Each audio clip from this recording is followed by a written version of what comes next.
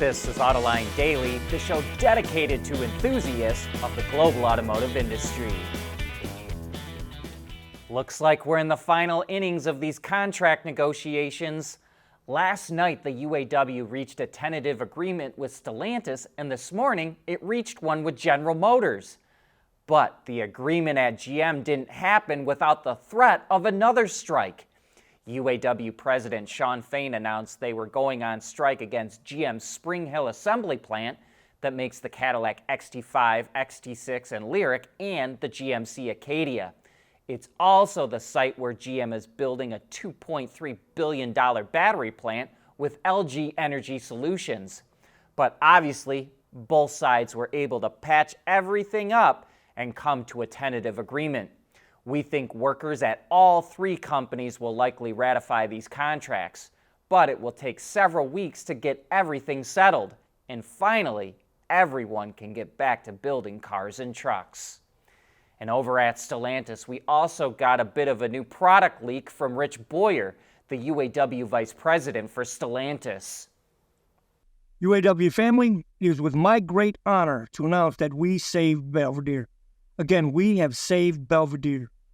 From the strength of our stand-up strike, we will bring back thousands of jobs to Belvidere.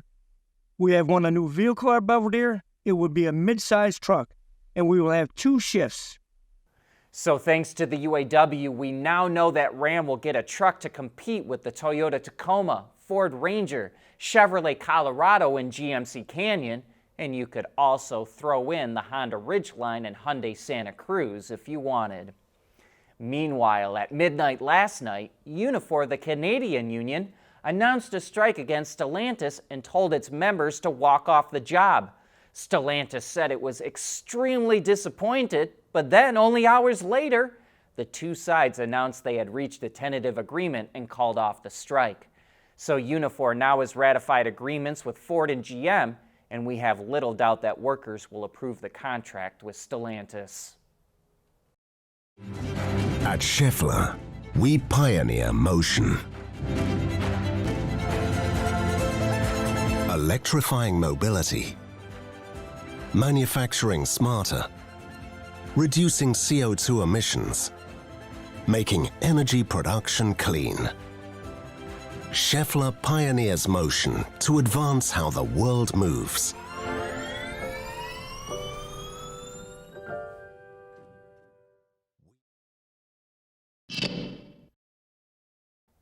BYD is really on a roll. The Chinese automaker posted record earnings in the third quarter. Its revenue rose 38% compared to a year ago to $22 billion, and its net profit soared 82% to $1.4 billion. It sold 824,000 vehicles in the third quarter, which is a 53% gain compared to last year and also a record. And more than 71,000 of those sales were outside of China, which is a whopping 323% increase.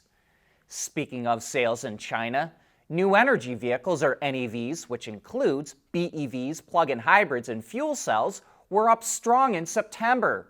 Automakers sold 687,000 NEVs last month, up 27% year over year, and they now account for 36% of the total market in China.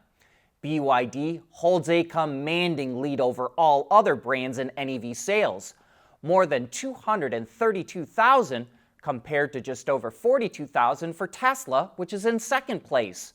And Chinese BEV maker Aion is hot on Tesla's heels, only 514 units behind it in September. But the Model Y was still the best-selling NEV model in China last month. Last week, LG warned of slowing demand for EVs, and now another battery maker is doing the same. Panasonic says that weak demand for high-end EVs that no longer qualify for federal tax credits in the U.S. caused it to cut battery production in Japan by 60% in the second quarter compared to the first quarter of the year. It also announced that it would be cutting its profit forecast for this year by 15%. However, Panasonic also says production at its North American plants is steady and that sales for vehicles that do qualify for the tax credit are good. That suggests as more affordable EVs hit the market, that we'll get a clearer picture of true EV market demand. And Hyundai just announced that it's slashing the price of the Ioniq 6 in the U.S. The cuts range from about $2,500 to $3,000 for higher-end models, up to over $4,000 off the base model, which now brings the starting price to under $39,000. It says it was able to make the price trimmings because it built more versions of the electric sedan and did it at a lower cost, which we hope more automakers are able to do. We should also note that Hyundai vehicles that are purchased or financed don't qualify for the federal tax credit because of battery sourcing and production rules, but they do if they're leased, and Hyundai cut its EV lease prices earlier this month as well. Problems continue to persist at VW's software unit CARIAD. Reports out of Germany say VW is going to cut up to 2,000 jobs at its software unit over the next few years, which is going to delay the launch of its new EV software system again by up to a year and a half. It was supposed to launch in the new all-electric Porsche Macan, which is scheduled to come out early next year. No word if this new move will impact the all-electric Macan. The layoffs will also impact its future EV architecture called SSP, which it says it's completely redeveloping now. It's been shocking to see how poorly CARIAD has executed its plans, and we wonder if VW will lean more heavily into its Chinese partnerships. However, this won't impact VW's current MEB-based vehicles, and it revealed a couple of pictures of the new station wagon version of the ID.7. While the car is covered in a special wrap, you can still get a good idea of what it looks like. VW didn't release any details about the powertrain. We suspect it's the same as the sedan, but we'll know more soon. It launches in Europe in 2024. Nissan showed off another concept that it will have on display at the SEMA show, which kicks off tomorrow in Las Vegas.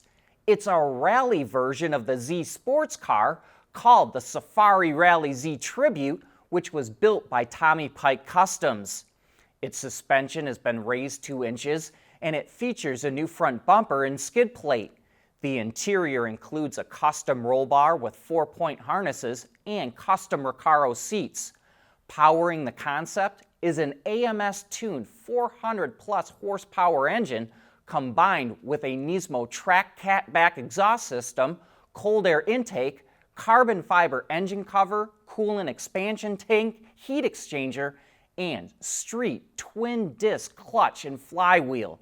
And the styling of the Z concept pays homage to the Datsun 240Z rally car, which won the 1971 East African Safari Rally. And Nissan will also have a replica of that car on display at the SEMA show as well. But that brings us to the end of today's show. Thanks for tuning in.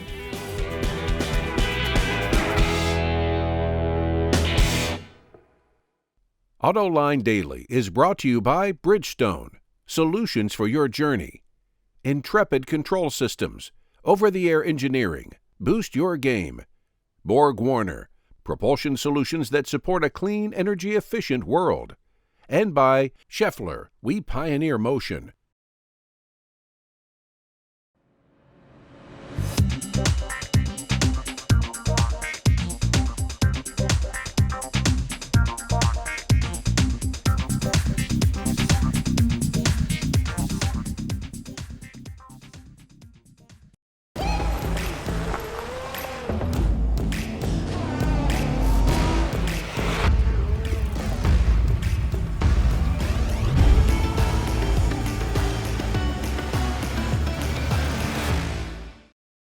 We want to know what drives your testing. OTA, connected car, diagnostics, remote testing. Intrepid Control Systems is here to help you work from anywhere. Intrepid Control Systems, driven by your data.